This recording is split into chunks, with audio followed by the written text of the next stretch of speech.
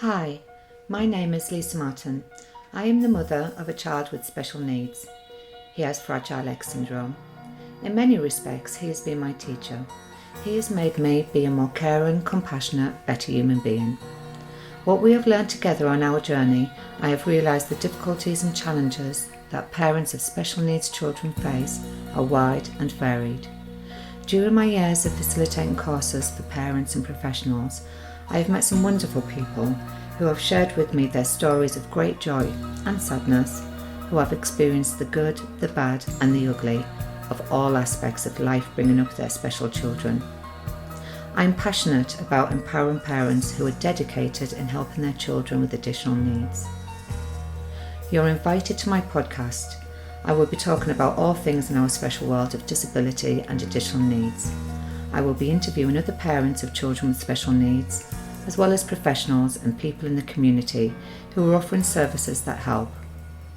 Sometimes these podcasts might touch an emotional nerve and upset you. Other times they might fill you with joy and empower you. I don't mean to make you angry or upset, but we need to get a wider audience listening and talking about disability. Only when this happens, I believe disability won't be feared as it is today.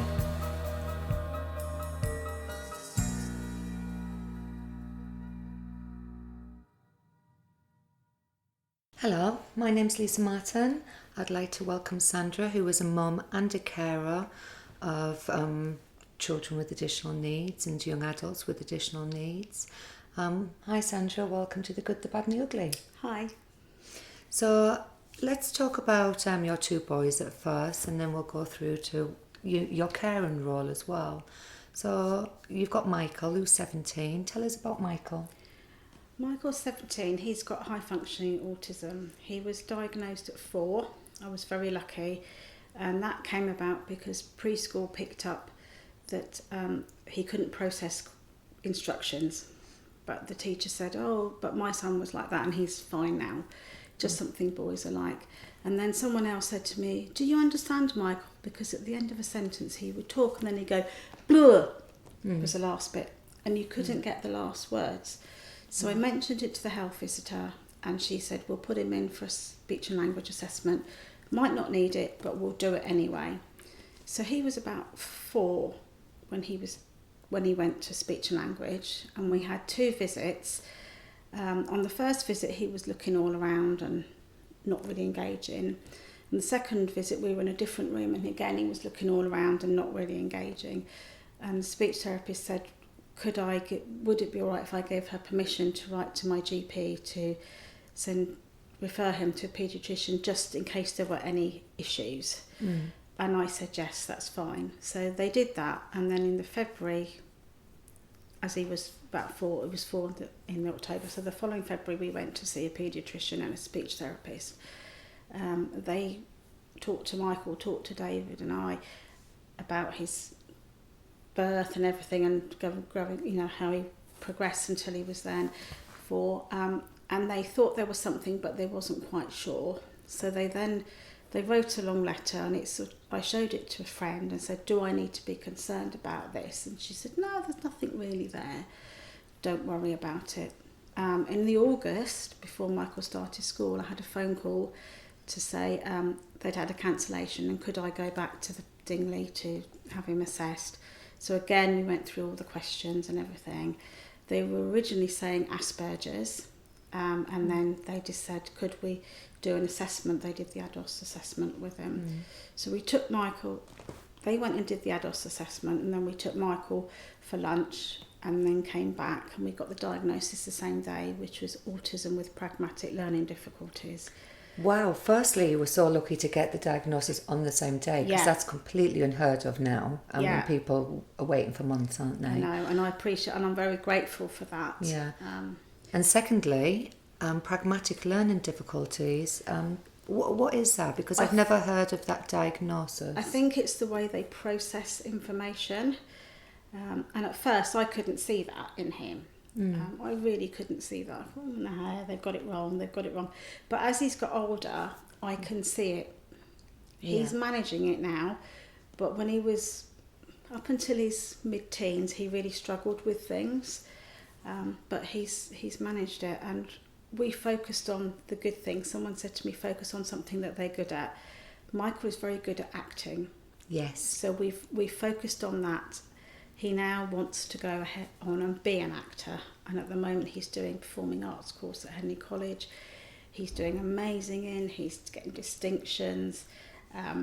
He's just amazing. He's volunteering but he goes to Berkshire Theatre School on a Saturday, so he helps out with the junior production in June. He'll make teas and coffees, also programmes to the parents to help out there. He also went to Stage Ability up until he was 16, and he's done various shows with them, pantomimes and stuff. And again, he volunteers. He did pantomime last year, but he found it too stressful because he had to do a college production, and it was just too much for him. He couldn't cope with it. Yeah. So he said he's decided that he wants to go and help Jackie out. So him and I will go in December, and we'll help sell drinks or sweets to the children, or programmes or raffle tickets or something out front of house, and that's his way of giving back. Yeah. That's fantastic, but you struggled to get there, didn't you? We did. Because I know you were in denial and you had a lot of guilt blaming yourself, didn't you? Yeah. And which of course now that it's not your fault that he's got autism. No. But it's the grieving process, isn't it? Yeah, definitely. Tell me about that. I found it very hard at first. When he was first diagnosed, I cried. Yeah, of course. I thought it was my fault because I'd had a very tough pregnancy and a lot of issues. It was very hard for me to accept that. I really struggled. My husband, I think, couldn't cope with it. And I didn't know what was normal behaviour for a 5-year-old and what was autistic, I really didn't understand. Well, he was your first as well. Yeah, he was my first. But once the school got that diagnosis, they were fantastic. They got the educational psychologist in with me, and we sat and had a chat in the morning, and she said to me, well, normal things that you would do, like naughty step and that for a child doesn't work for autistic children. So I then began to understand that he couldn't, things that I'd been trying to do to help him or tell him off with, it just wasn't, he didn't understand it. Yeah. We then went back for another visit after the initial diagnosis. And when I said to the registrar that I didn't know what was normal behaviour and what wasn't, he then put me in touch with a group called Assist in Wokingham, where I come from, and they were absolutely fantastic. And I made sure I did their Early Bird Plus course. They run workshops as well, so I've done workshops on managing anger, puberty and things like that. I've done Healthy Minds course, and I did that when Jack was in year 6, I think, with his TA, and that really helped me to understand a bit more about the autistic children and how they struggle with things. And then since then, David and I have done the Teen Life course, which is a combination of all the courses together but put together for teenagers, which is brilliant. It's really helped. I know we're coming out the end of teenagers with Michael, but it helps with Jack. Yeah. And Jack is, my other son's got a diagnosis as well of Asperger's, and both my boys were 4 when they were diagnosed. Jack was having issues at nursery, preschool, couldn't cope with change, couldn't cope with parents getting presents or teachers getting presents at the end of term. He wanted them, and I'd have to go in and bring him out kicking and screaming because he couldn't understand that they weren't his, And but again, once we got the diagnosis, they were absolutely fantastic. School were really, really good. We had issues with one parent there who thought that my husband and I were very bad parents, and the children's behaviour. Being judged. And she commented to the teachers, and they just didn't say anything, but they let us know that she was commenting, and it was very hurtful because it wasn't our fault, they didn't. But the preschool were fantastic, and when Jack went up to start primary school, they did a brilliant transition. they got his teacher to come into preschool, so he knew who she was. And then when I went to pick Michael up, she came out and said to me, when you bring Michael and you're not working, come and bring Jack in, and he can come and sit and do registration, so he knows what it's all about. And it was fantastic. It really was good, and it worked for him, and it helped him. You've been really lucky with the schools with your boys, haven't you? I have. We've had a few issues. When Jack was younger, he was called classed as a naughty boy. He used to throw shoes, get frustrated and lob his shoes across the classroom, but not at anybody. But it was just sheer frustration. Yeah. And I remember his TA saying to me, "We've got a comfortable corner, a book corner, but it's Jack's corner because Jack goes and sits there when he needs to." Yeah. And with work with Jack, if they didn't take it off him in the beginning, he'd rip it up. Because he wasn't happy with what he'd done. It wasn't perfect. Is he like a perfectionist? Yes, he likes things to be right. So that was very hard. But they did support him really well, and they've been really good. We've been back to CAMS with him about emotions, regulating emotions and things like that, and that's got okay, but it's better now. But there've been times when he was younger when I'd have to sleep on a put-you-up bed in the bedroom, because going back to school he couldn't cope.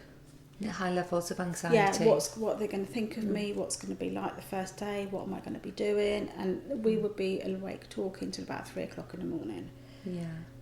And that was very, very hard. Yeah. And when you had the second diagnosis with Jack, you were in denial and felt a lot of guilt with Michael. Yeah. How was it with Jack? Was it easier, or did you go through the whole grieving process again? I think I went through the grieving process again, but the system was a lot better. When I had Michael, I had given a torn off piece of paper with www.nas.org. Go and look at that, and we'll see in 3 months. When I had Jack's diagnosis, I had sensory forms to fill in.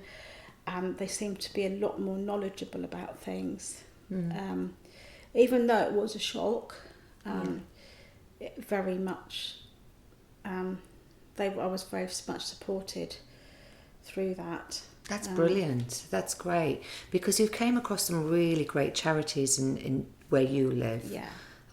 Where do you live again? I live in Wokingham in Berkshire. Yeah. Well, Woodley in Berkshire, but we come under Wokingham Borough, and we're very lucky with the support that we've got there. Yeah. So you got in touch with the National Autistic Society as well. Yeah. Did you find them helpful? Yes, I did, yeah. They're brilliant, because that's how you done the early bird as well, didn't you? Yeah. The early bird plus, wasn't it? Because he was already 4 by that stage. So and then Assist as well, which is an autism support, information training kind of group. So you've got lots of great. And they are amazing. You know, they're on the end of a phone. You just I rung them up.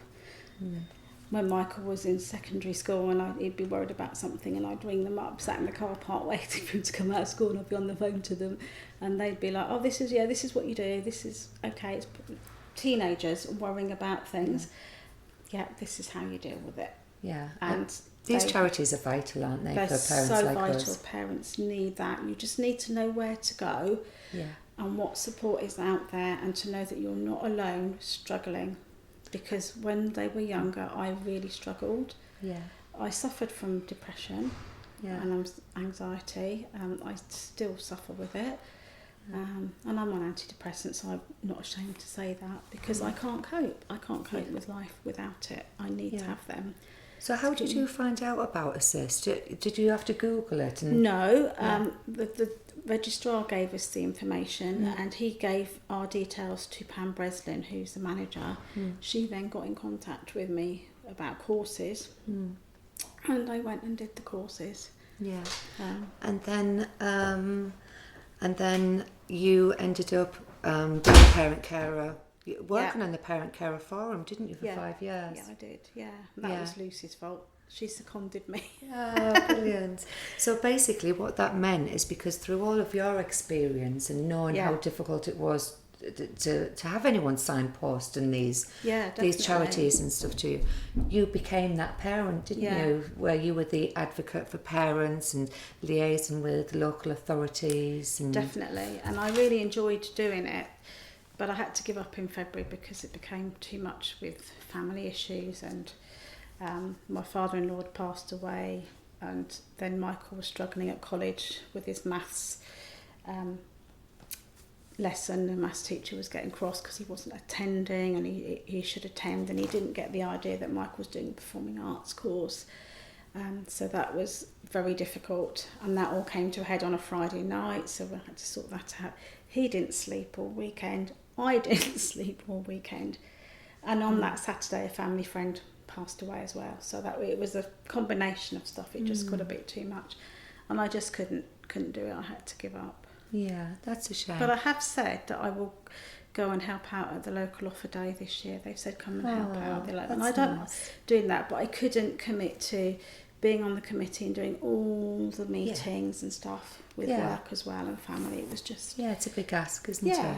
So I think we've got one in our area in London, and it used to be called Parent Partnership, didn't it? Is that correct? No, it's a different thing. Oh, is that a different thing? Different thing, yeah. Parent Partnership is they're independent of the council, but they will help you with guidance on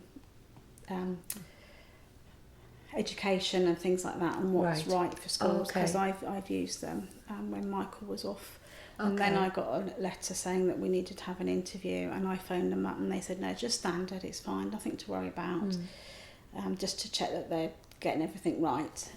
So and I was really lucky with the secondary school. They were amazing. Secondary school, they've been fantastic. And that's where, is it Michael who's really just excelled in the drama and everything now? He did well at college. He was lucky with the teacher put his name forward and got funding. Yeah, he did. That was primary school. That was primary school, and then it just continued onwards and upwards, didn't it? And then secondary. He did drama as a GCSE, and then when in November when he went to get his, no, it was December. He went to get his GCSE certificates.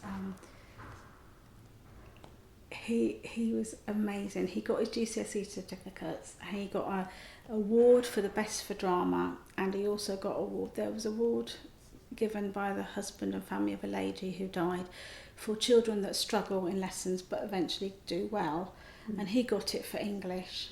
Oh, well done. So that really, but it was really funny because Michael's drama teacher at college, his partner is the secretary to the head teacher at Michael's school, and she'd come to see Michael in his show at college, Cabaret, the musical that they did, and she kept saying to him, Michael Knight, you are coming, aren't you? You are coming. And then at the end she came out on the award ceremony at school, she came out and gave me a big hug, and she said, I knew, but I couldn't tell you. She said, I didn't even tell Neil, she said. This is her partner. So it was really good that he did that. So yeah, I'm really proud of him. Yeah, I bet you are. I'm proud of Jack as well, because Jack's doing really well. Yeah. He likes to do textiles and photography. Oh, so creative. And he's doing textiles as his GCSE, and he's doing photography. He's doing media studies, but I don't think he's particularly bothered about that. But it was just another subject that he had to pick. But definitely the textiles and photography.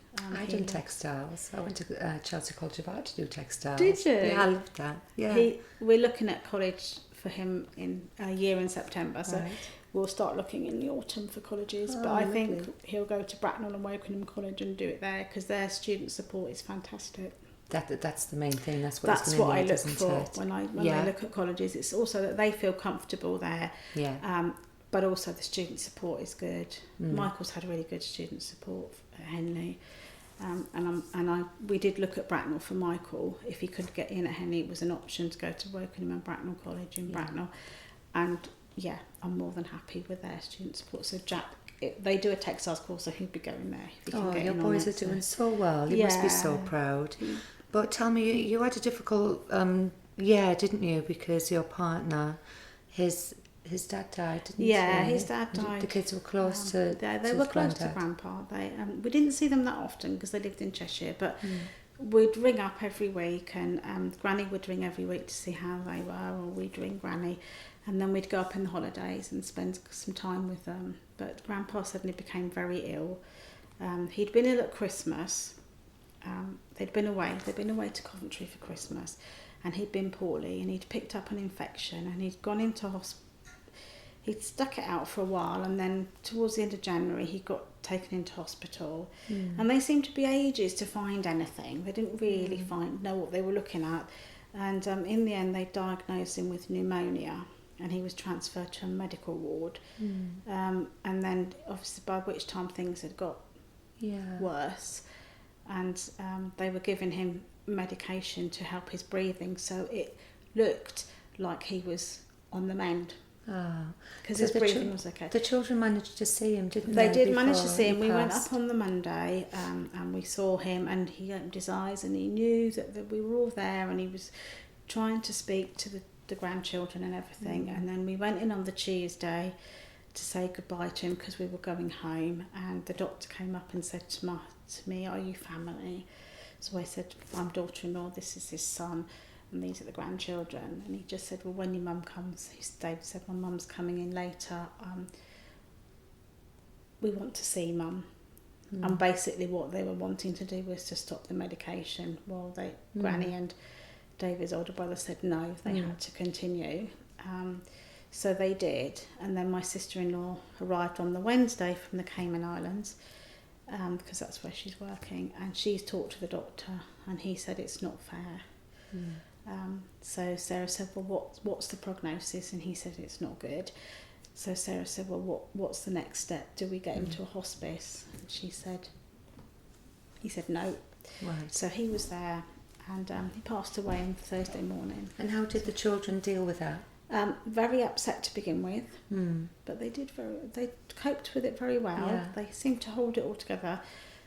We went up on the Saturday to see Granny and Uncle Michael and Auntie Sarah, and sorted a few things out, and then we came back, and they were fine with that because I just said we've got to do this. They were fine with that. Well, something you said to me earlier, when you had to go back, you'd already promised them that you were going to the cinema.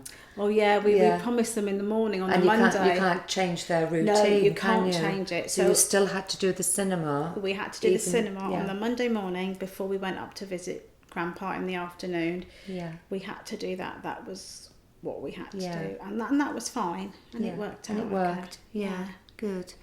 Yeah. So you also are a carer as well, aren't you? Well, before we get to that, actually, there was a bit that you said about when Grandpa died. It really affected his wife, Grandma, didn't it? Yeah, she couldn't cope with nuisance calls. She was grieving, and she was an older lady, and so on top of your caring role of your own children, you ended up doing a lot of care for her as well, didn't you? We did. Grandpa had done everything, so Granny had no idea about anything. So my sister-in-law took over certain things and was able to sort things out from her end on the Cayman Islands, and she does an internet shop for Granny, and she talks to Granny once a week. We phone, my husband phones every day, but it is a very caring thing we have to do, and we've put it in that Granny comes down so many times a year so that she gets to see everybody, and we get to see her, and she has a bit of a break. Nice. But we can only manage a week because it's quite hard work. Yeah, of course it is. And tell me, you've already been on the radio, haven't you? I have. Tell me about years ago, I was on Radio Berkshire. They were doing a series of villages in Berkshire, and they came to Woodley, and they spoke to Emily Radford, who was manager of the Me Too Club. Now, the Me Too Club is a charity that trains teenagers, sort of sixth form age, in all disabilities. They get all training and everything to do that, and they then go match them with a child. And so it's like a buddy system. Yeah, and they volunteer with that child to help them access mainstream education. That's amazing. Mainstream activities rather, not education. So things like cubs, brownies, that sort of thing. So Jack had a volunteer, and he did swimming to begin with, and then he didn't want to do that. So then he did rock climbing, but it became that Jack was the only one doing it, and the people organising the climbing wall thing didn't feel that it was appropriate to just for one person. Yeah. So we then went to another climbing wall in Reading, and they was with a group, but Jack couldn't cope with that, with all the waiting. He just couldn't cope with it, and the noise.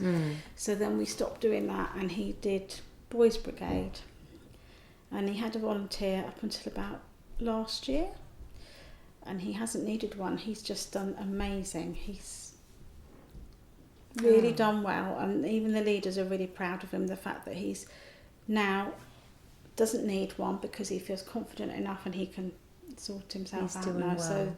So is that what you spoke That's what about? I spoke about, and how it helped us as a family, because when I tried to get a carers assessment, the council decided that we just needed universal activities.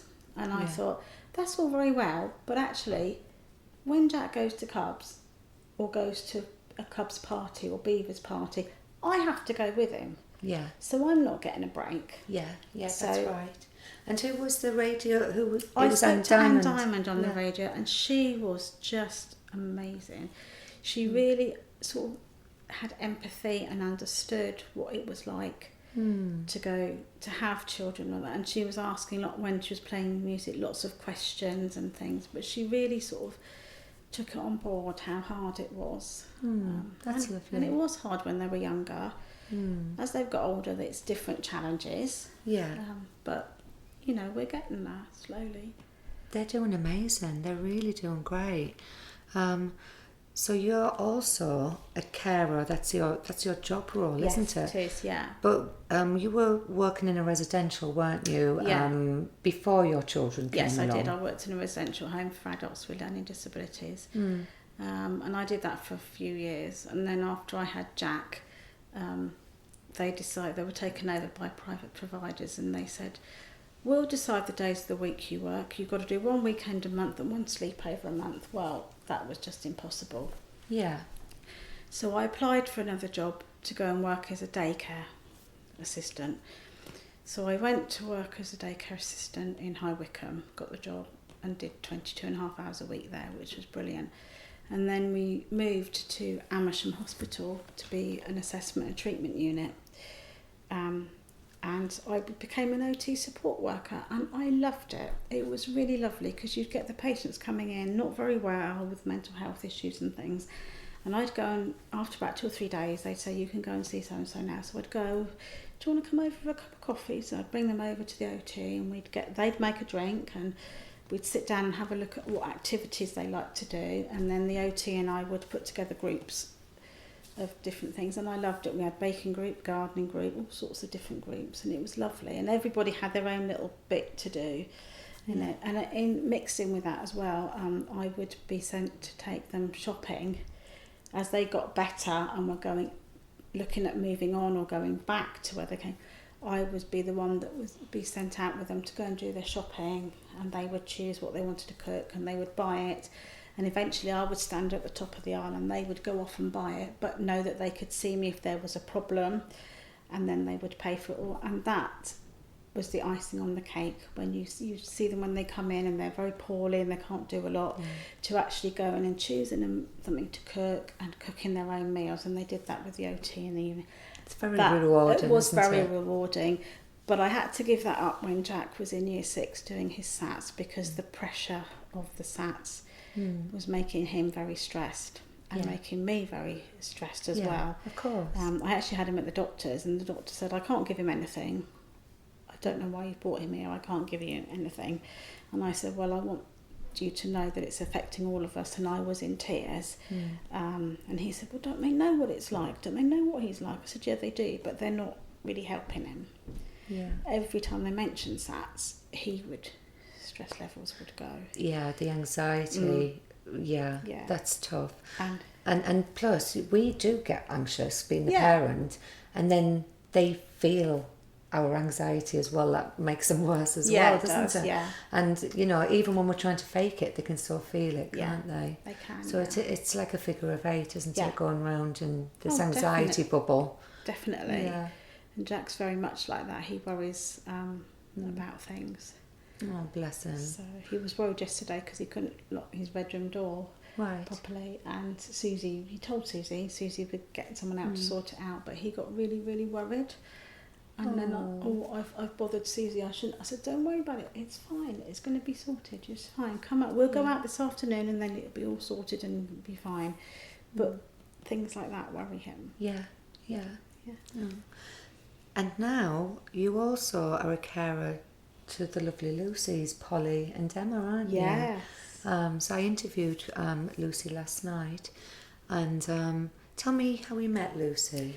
I met Lucy through Reach, which is a parent carer forum, and I went along to an event they were having. I think it was a barbecue or something, and I got talking to somebody about the boys, and they said, oh, Lucy knows what you need to get. So they introduced me to Lucy, and Lucy was telling me, oh, you need to get a carer's assessment for you need this, and which was really helpful. And then I became a member on the membership of Reach, and they did various activities, and then they did they wanted parents to go along and sort out the short breaks survey. They did a short break survey, so we went and did all that and talked about short breaks, and I went along and helped serve the coffees and teas and that, and I said, oh, I don't mind doing coffees and teas, I'm fine with that.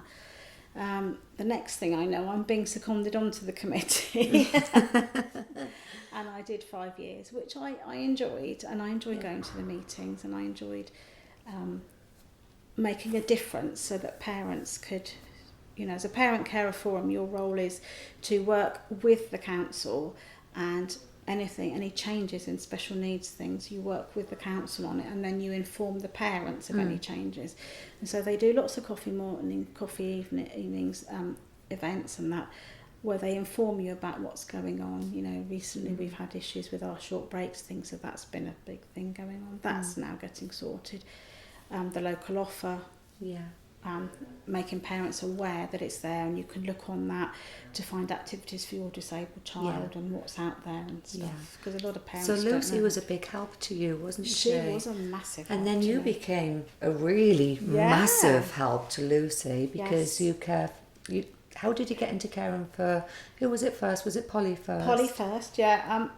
When I left work, my job as an OT support worker, I went to work for Reading Borough Council as a shared lives carer. So I'm a self-employed carer, but I support adults with learning disabilities in the community, and we do activities with them. So I support a lady, we go swimming, go to the cinema, that sort of thing.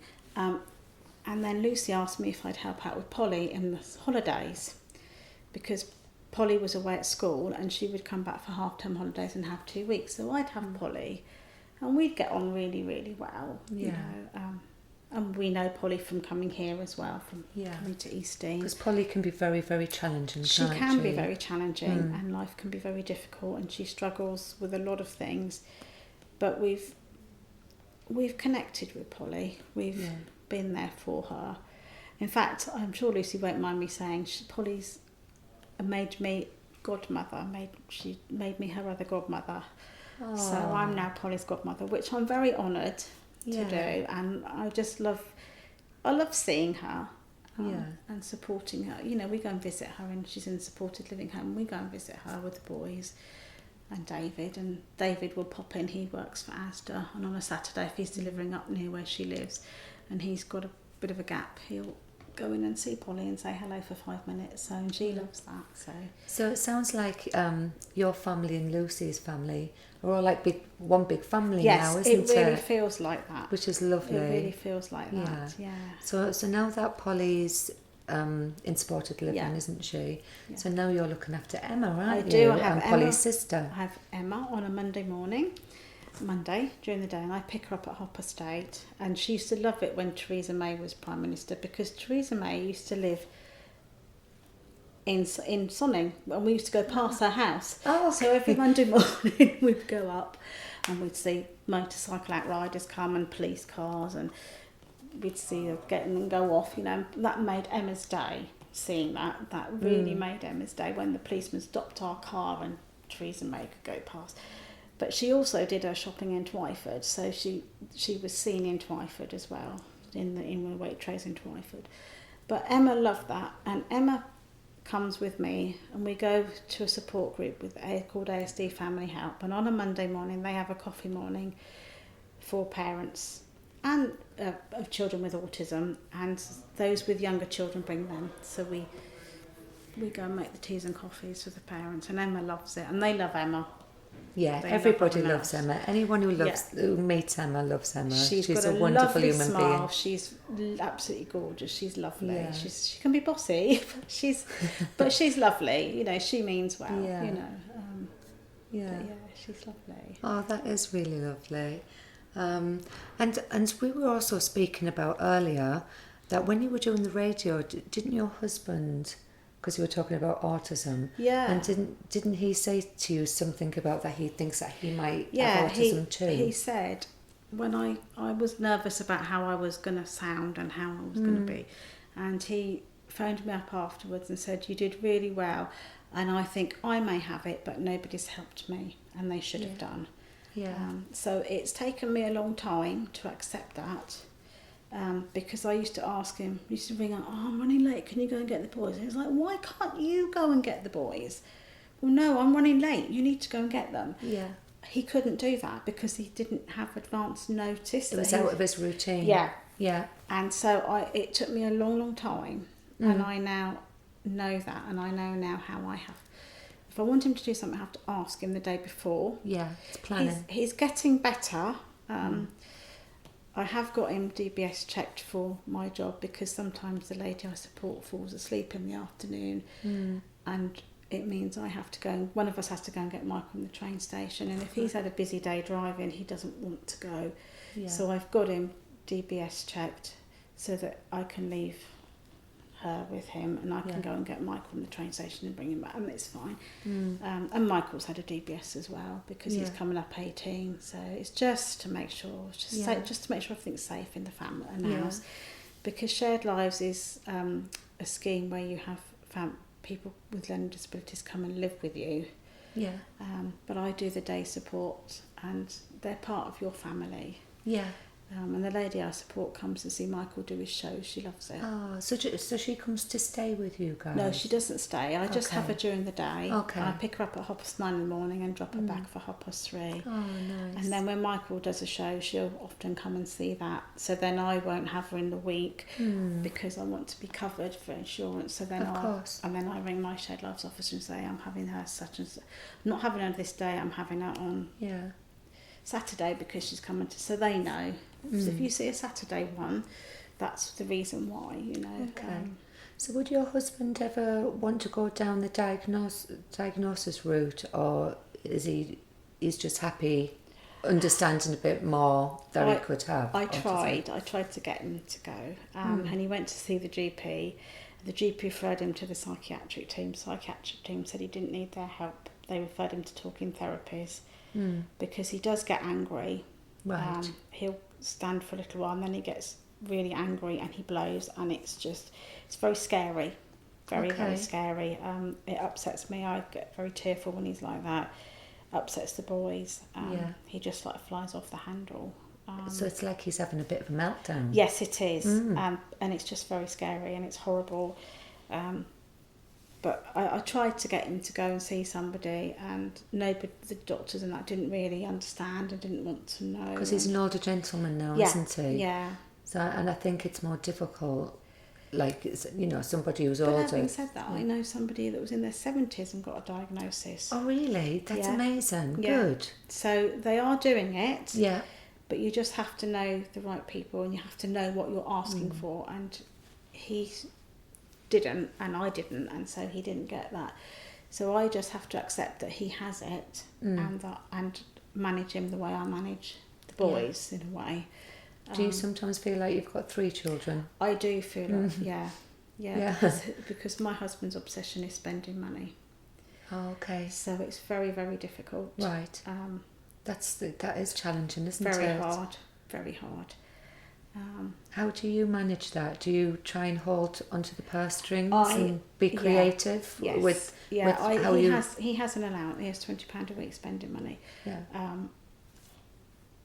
I've got his bank card because he did have it, and then he was just taking money out. Oh, that's enough. Yeah. And then I couldn't pay the bills. Consequently, we've got into debt.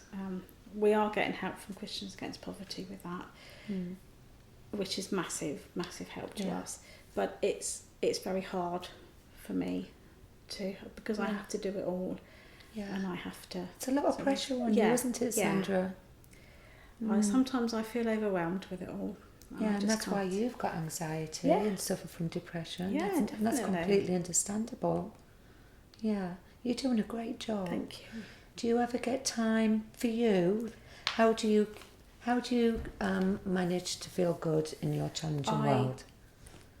I go to a crochet group once a fortnight on a Monday, and I love it because we all have a laugh, and we all sit and crochet different things. Some of them crochet animals, and others are crocheting cardigans and jumpers and stuff, and I'm on blankets, but I'm having a go at making an easy cardigan.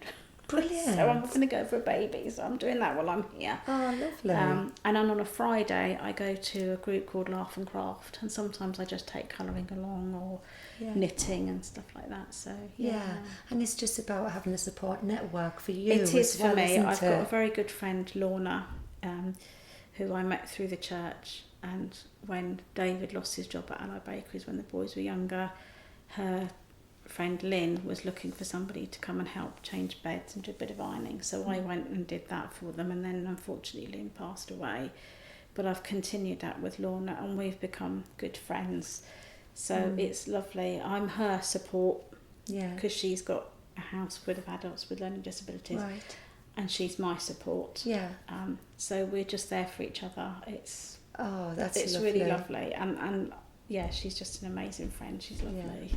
So I think on this note, I'm going to say goodbye and thank you so much. You're welcome. You're brilliant. Thank you. You're an amazing human being. Thank you, Sandra. Thank you. Thank you for taking the time to join me today. To find out more about what I do, visit www.specialworldtraining.com and follow us on our Facebook page, Special World Training, Instagram and LinkedIn. I believe knowledge is power and strength is in numbers. And if more people get involved in our special world, we can all make our world a better place. Join me next week for more amazing stories from the good, the bad and the ugly.